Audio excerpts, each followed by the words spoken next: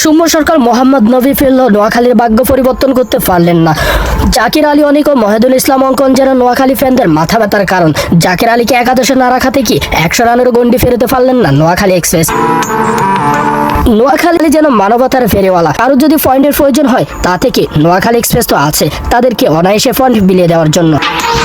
BPL ইতিহাসের সর্বনিম্ন squad আবারও আলোচনায় নাসুম আহমেদ।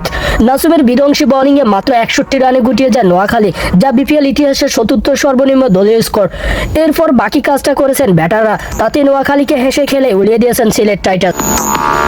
টস জিতে ব্যাট করতে নেমে নাসুমের তাণ্ডবে 14 ওভার 61 রান অল আউট হয়ে যায় নোয়াখালী এক্সপ্রেস। 4 ওভার বল করে 7 রান দিয়ে নাসুম নিয়েছেন ফার্স্ট উইকেট। 61 রানের জবাবে ব্যাটিংয়ে নেমে 8 ওভারে 4 উইকেট হারিয়ে জয়ের বন্দরে পৌঁছে যায় মেহেদী হাসান মিরাজের দল। ছোট লক্ষ্য ব্যাট করতে নেমে দলীয় 1 রানে উইকেট হারায় সংখ্যা জাগিয়েছিল সিলেট, তবে তৌফিক খান ও জাকির হাসান উড়িয়ে দেন সেই সংখ্যা। দুজনের ব্যাটে গড়েন 53 রানের জুটি। তৌফিক 18 বলে 32 ও জাকির 23 বলে 24 রান, তাতে 68 বল বাকি থাকতে সহজ জয় তুলে নেন সিলেট। আগে ব্যাটিংয়ে নেমে নোয়াখালী মাত্র 2 ব্যাটারি দেখা পেয়েছেন 2 অঙ্কের, সৌম্য সরকার ও হাবিবুর রহমান সোহান। ওপেনিংয়ে 24 রানে দলীয় সর্বোচ্চ জুটি। সোহান 18, মহিদুল ইসলাম অঙ্কনের 25 রান ছাড়া আর কোনো ব্যাটারি রানের দেখা পাননি। নোয়াখালী এই ব্যাটিং বিপর্যয়ের কারণে নাসুমের প্রথম 3 ওভারে 7 রান দিয়ে 2 উইকেটে নেওয়া। নাসুম দলীয় 13তম ওভারে কোনো রান না দিয়ে তুলে নেন 3 উইকেট। সব মিলিয়ে 7 রান দিয়ে নাসুমের ফার্স্ট উইকেট বিপিএল ইতিহাসের পঞ্চম সেরা বোলিং ফিগার।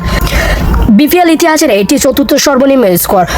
এখন পর্যন্ত এই বিপিএল এর সর্বনিম্ন স্কোর। এই হারের 4 ম্যাচে শেষ, এখনও জয়ের দেখা পাননি নোয়াখালী।